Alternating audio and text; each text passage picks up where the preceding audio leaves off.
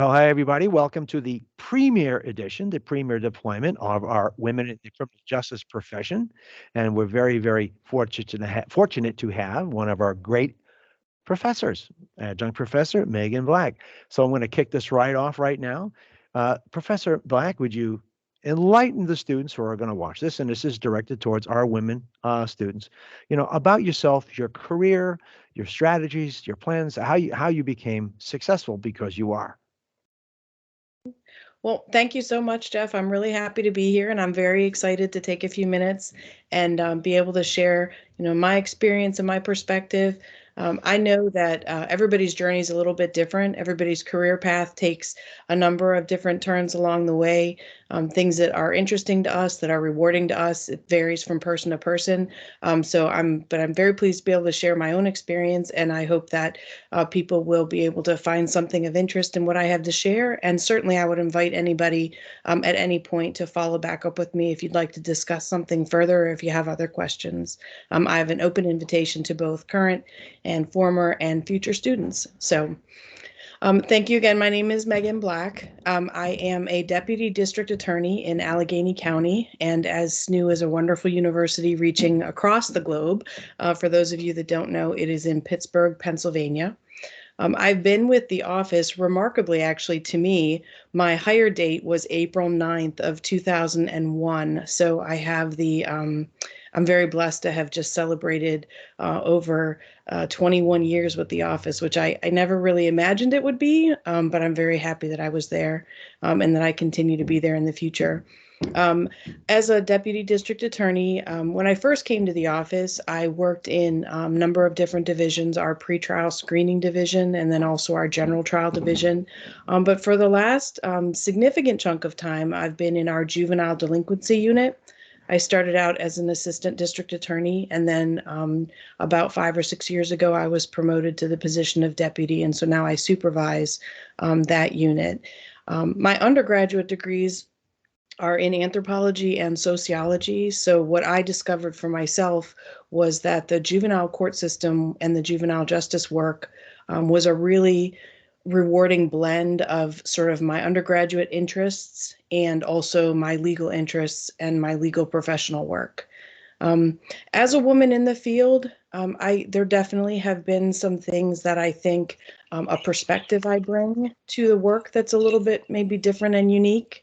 Um, I think sometimes uh, women in professions have the ability to sort of bring maybe a little bit more collaborative energy and an interest in sort of, um, you know, bringing people to the table to discuss a lot of perspectives. It isn't to say that males in the different professions don't have those same skill sets, but I think as women, we are expected to do that. And as a result, we sort of rise to that, we rise to that challenge and do work extra hard to bring those kinds of teamwork and team building attitudes to all the different challenges that we face. Um, there were some things that I experienced early on in my career that I think were probably not atypical of 20 years ago in the field, but I would be a little bit surprised and kind of dismayed if I were to have a similar experience now. Um, just by example, when I was a young prosecutor, I actually had to, I got a call into my boss's office, and along with my boss was his supervisor. And the the concern was that although there wasn't any dispute with my particular plea agreement offers, part of my work as a prosecutor, as those of you who may work in the court system or plan to work in the court system know, um, although a lot of cases get charged, many cases get resolved through some kind of plea agreement or other resolution, not necessarily that you go to trial on every single case. And so the concern that was raised was that although my plea offers were reasonable and my plea offers were very appropriate under the circumstances, I perhaps wasn't as nice as I could be in how I conveyed those offers. Or I think more particularly, the concern was that when I wasn't giving the offer that the other attorney felt I should be giving, my rejection was not as nice as it should be. And I remember thinking to myself, as I was sort of trying to hold back some of my emotion, was that I questioned whether or not that would be a conversation that would have been had with a male attorney in the office. Um, and while I don't believe, looking back on it, now and even in that moment, I don't feel that there was any intentional disparagement of me or myself as a female and a woman in the profession. I remember being troubled, and obviously here I am 20 years later, continuing to be just a little bit disappointed that was a conversation that took place at all.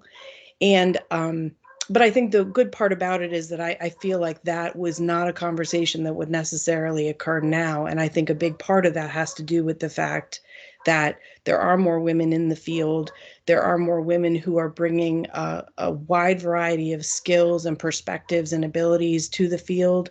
And as a result, there's much less of a distinction or maybe a blurring of you don't necessarily see the gender of your particular prosecutor the way that you may have years ago.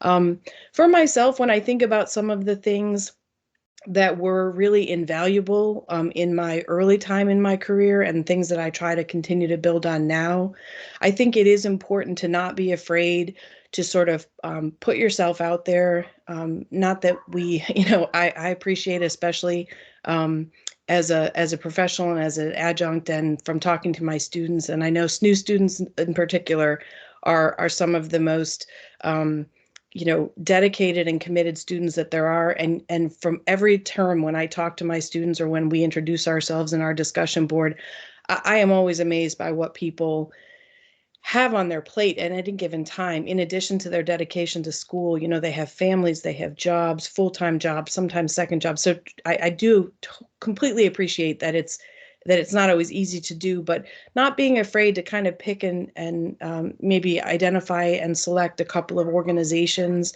that you could get involved with.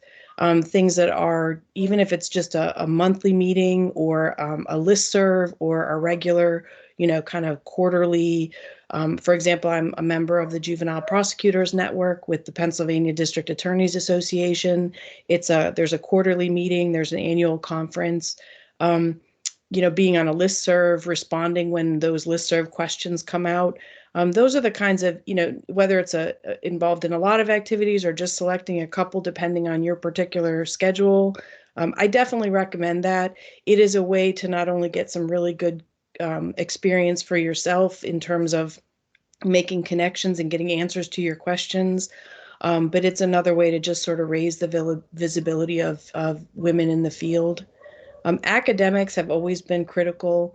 I think that one of the things that you have to be prepared to do is maybe in the beginning, cross every T, dot every I, whether it's fair or not, whether it's true or not. I think you are going to be expected to show that you have the skill set and the knowledge base to be able to be successful in your field.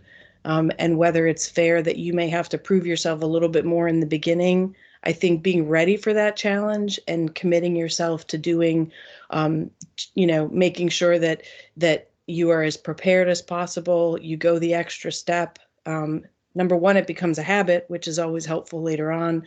But number two, I think once you earn that reputation and show that you're a person who is going to be thorough, competent, qualified, and dedicated, I think that can go a long way towards you being able to successfully continue what you're doing.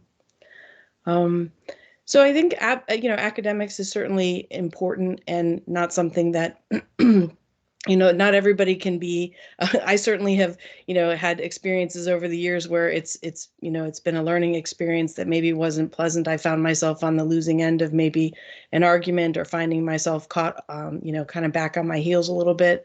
But being willing to sort of reach out to those who, supervisors and colleagues, for example, if a judge rules against you, being willing to go and seek that judge out, just ask for their feedback. I think that's another piece of it. You can be as prepared as possible, and you still may not prevail, but not being afraid and being willing to go use the opportunity as a learning experience, no matter how unpleasant it might have been. I think number one, stands you in good stead with those that you work with and those that you work for, but you also gain the knowledge of those that have come before you. Well, if I had to give a trophy for sage-like advice and counsel and experience, oh my gosh, Megan, this is a tremendous. Thank you for that. I'm mesmerized by that, how you encapsulated all these fantastic experiences which have shaped and molded your career and prepared you, both positive and negative. And I know we have a guest in here, and I think this might be a great opportunity for a quick one-on-one of Christiana. If I hope I say that right, let me bring her up. Let me see if I can do this right without screwing I things did up. see somebody flash, and I was very excited. I hope you are here, and you do have some questions. Yes, and let's see Apologize. if I feel like I had some ideas that I wanted to make sure I wanted to cover, but then as you go along, sometimes you think of other stuff. So I may have rambled just a smidgen, but yes, definitely. If No. there's a question, I'd love to answer it.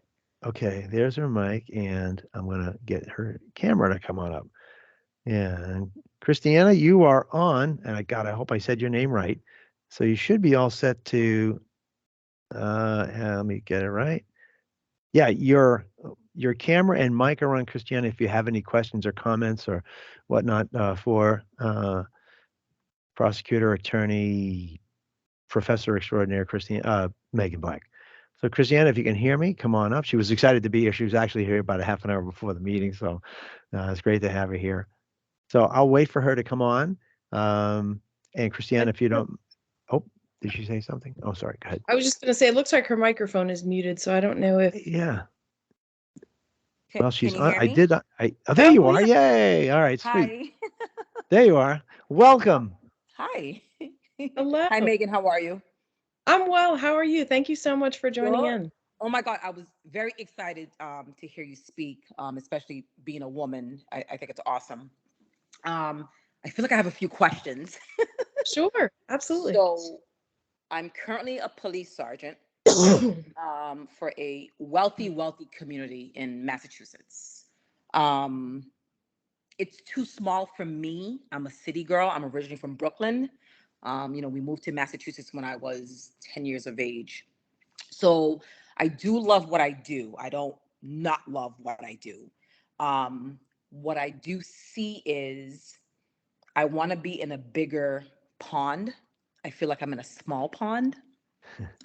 But coming back to school after 16 years, so I'm working on my bachelor's this year. So my goal was to obtain my bachelor's by the end of this year.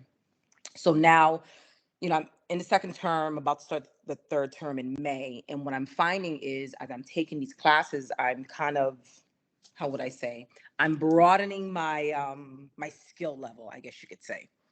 So what I foresee myself doing is I would love at some point to get into not so much working in the prison system, but I would love to be that person where when somebody's coming out of incarceration, to be like that go-to person or to be part of a team that puts together a plan for an individual or individuals and kind of like walk them through coming back into society. I don't know what the title is for that. I have no idea. And this is like just something new to me that I would have, I guess, thinking back, I figured, oh, you know what? I'll be a cop forever until I retire and that's it. But now coming back into school, I'm like, you know what? I'm like, there's other things I really want to do and give back to community and kind of feel like I'm actually a part of something, if that makes sense what I'm saying. Oh, no, that makes I couldn't have asked for just a better question. I'm really glad you were able to stay and share some things. I'm excited to try to unpack a little bit what you were asking about. So thank you so much for that. First of all, do you just that tragedy in Brooklyn that just happened this morning and yesterday? I certainly hope Wild. that was sad. I certainly hope that if Brooklyn is near and dear to your heart, that you my thoughts are with you on that. Number one. Number two, let me just give a shout out to law enforcement, not only women in the profession, but also just law enforcement generally. Just like I certainly love what I do and feel like I have an important role in the court system and the justice system. But in terms of just sort of first responders and first line, the pressure and and the need that is put on law enforcement. Just thank you for your service, because it's just, you guys are unsung heroes for sure. Thank you. I'm excited though to hear that you sort of were thinking about maybe going in a different direction, because I feel like the criminal justice system, and it's happening, I think, in criminal justice, but I think sometimes juvenile justice, because we're working with young people. I think when we're talking about reforms, to me, in my experience anyway, I think sometimes changing attitudes about criminal justice and about how the justice system responds to offenders, I think sometimes it's a little bit more palatable when you are talking about young kids and younger offenders. So in this is just my perspective, it seems like when we're talking about how to maybe be a little bit more compassionate in our justice system and maybe be a little bit more supportive while still having accountability. I think sometimes when those discussions happen in juvenile justice first, that's just my impression. But I say that because in juvenile justice over the last decade, definitely in the last 5 years, but I would say looking back, maybe even the beginnings of it were earlier than that, a lot of the discussion about how to sort of help people get restored, right? This notion of that there needs to be accountability, certainly for criminal behavior, but how to, people come back into their communities, and how to make that transition successful, because ultimately we all benefit when even those who have committed some kind of crime or who've been involved in serious criminal behavior, when they come back to their communities and can be successful.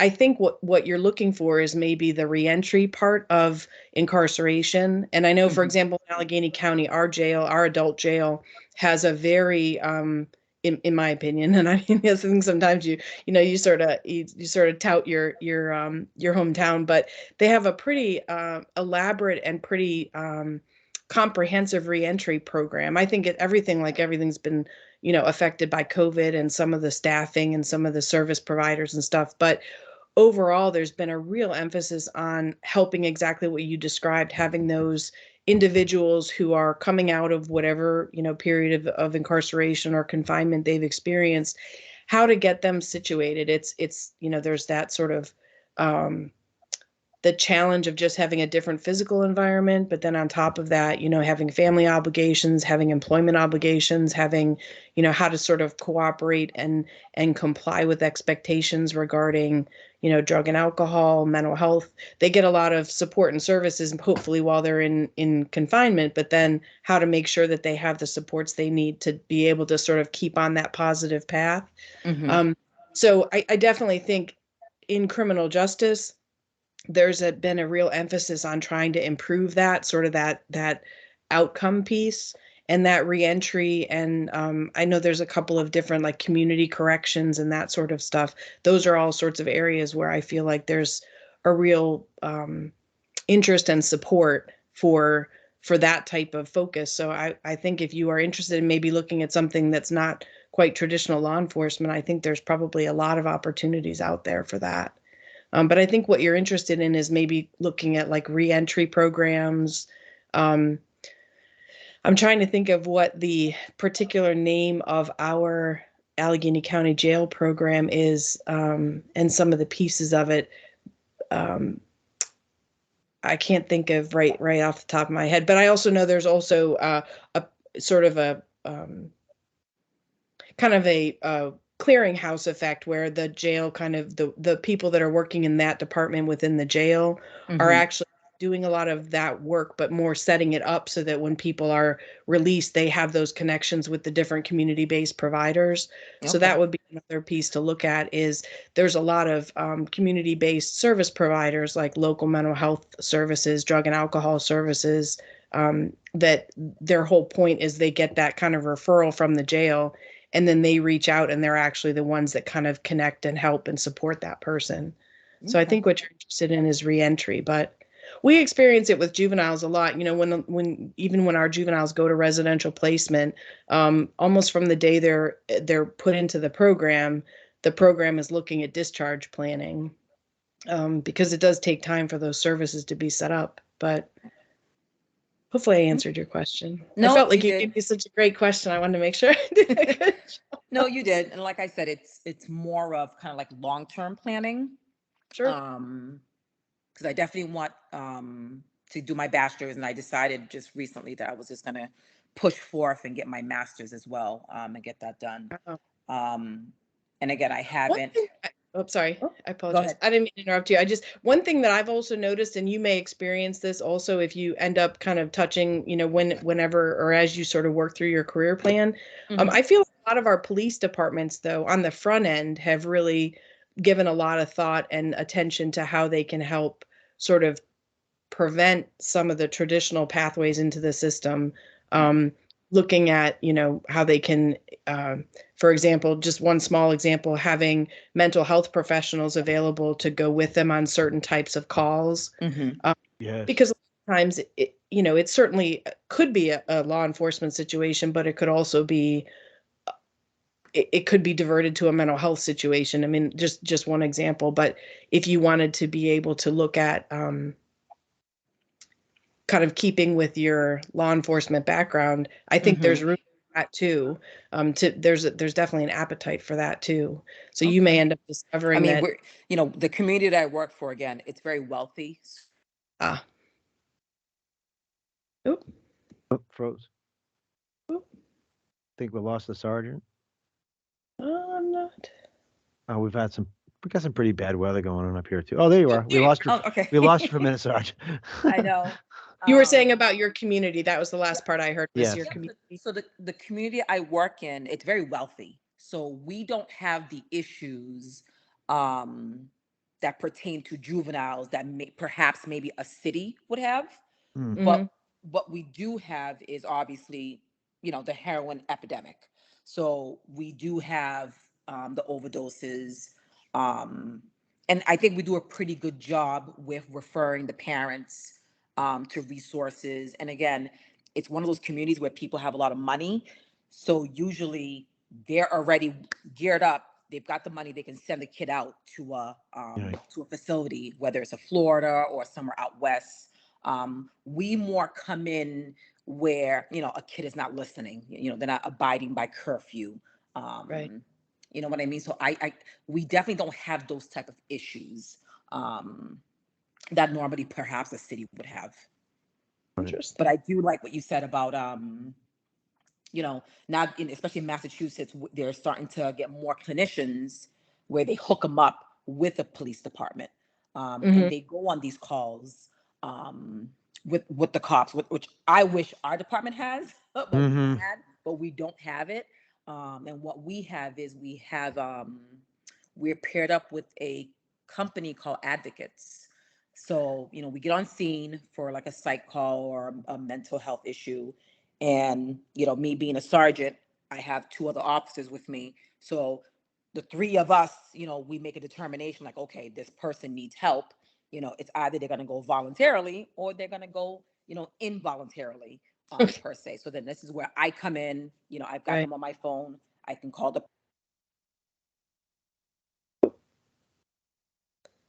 Hopefully it'll unfreeze for us. No, I know exactly. And I'm hanging on by a thread. I'm like, come on. And we have Desiree came in. I don't know if Desiree has a mic, has any questions. We have about 5 minutes left too. So okay. Well, hopefully the Sarge will come back. Oh, Desiree, well. Yeah, there you are. All right, thank God. I know can say this. We're having bad weather down here too. It's crazy. Same thing up here. That's why I'm working. I had to come down to the mill. Let me ask you this, Sarge. We can help you network. Okay. That would be awesome. Yeah. Dr. Lowell, just sidebar, Dr. Lowell Matthews, who's with us here at SNU, is working on education programs for prison systems, and he's been very, very successful literally in the state of Connecticut. So he's working on that up here. So what I'll do is I'll send him a message to connect with you. Okay. I'm assuming your email is going to be christinasevere.severe@snhu, right? And I hope I said your last name right. Okay. How do I say your last name? Just like the word severe. Okay. Thank you. No, I just want to make sure I'm right. So I'll plug you into him. So expect probably an email from him shortly too. All right. And he can talk about what he's doing, and then we can start the networking and then you can make some good decisions there. And as always, we have Professor Black too as well. Awesome. So. I appreciate it. Oh, not at all. Thank you. I appreciate all the thoughts here. It's just that it's obviously you spend some time thinking about it. I really appreciate that. Yes. And so, Christiana Sarge, what I'm going to say, when you get your master's degree, I would like you to get a hold of me because I'm going to pull you into the faculty. Okay, so just put that in, write that down. Okay, I think I'm kidding you. Oh, no, no, no. Think of that. I'd love to have you as an instructor at some point, okay? Because I'm sure you got a lot to offer, and I'm not just saying that. Thank you for that. Because then we have great people like, Professor Black over here bringing authenticity and compassion to the role, which is really what it's all about. That's what it's all about. And Desiree is currently in the process of become a police officer. Any advice as a woman going into this profession? Wow, you came to the right place tonight there, Desiree. Another really, really great question. And I'll say what I shared with with Christina. Is it Christina or Christiana? It's Christiana. Christiana, thank you so much.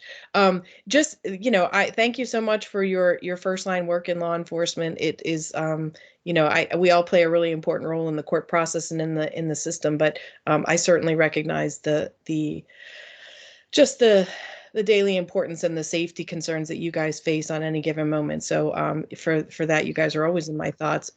In terms of any advice, what I had shared a little bit earlier is I think one really positive thing that I feel like I've experienced is that some conversation and comments that may have occurred way back early in my career, I would be sort of surprised if they were to happen now. So I take that, the message I take away from that is that, over time, things do change, attitudes do shift. I think expectations become more grounded in what people do and what they say and how they accomplish their goals, as opposed to any sort of expectations that are based on, what a woman should do or could do or what a man can do. One thing I would say is, be prepared to have all your I's dotted and all your T's crossed. I think in any situation, a new person or a new, even if you're not new to the field, but maybe new to a position or new, you've sort of shifted your focus. I think you have a skill set, but I think everybody has a first day, and you have to be prepared at your very best self on the first day and be willing to go that extra mile. I think that's true whether you're a man or a woman, but I think expecting to do that and knowing that you may have to do that a little bit longer or a little bit more because you are a woman, if you sort of set yourself up with that expectation, I think it's a little bit easier to go along with, and it's less distressing, because you sort of set your expectation realistically. But the other thing I think is important is not to be afraid to recognize that you may bring just a different perspective. And I think, and maybe a different approach. I think there are in sort of a male-dominated or traditionally male-dominated field like the court system. I think you should not be afraid or be hesitant to say, I think we could try something different, or I really feel like this is important. I don't know that we're always comfortable as women doing that. But I think practicing doing that is one way to get more comfortable. And, you can never go wrong with being respectful. You can never go wrong with being candid. And I think one of the most critical pieces, especially in our field, is your credibility. Your credibility is pretty much your only currency.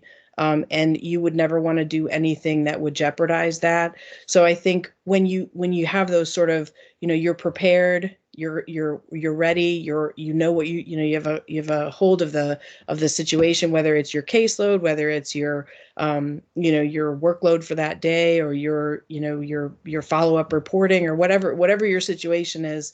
When you have a handle on all of that, and on top of that, you say what you mean and you mean what you say, I think it becomes very much irrelevant whether you're a man or a woman, and what matters and what people see is you as a person, you as a prosecutor, you as a detective, you as a corrections officer.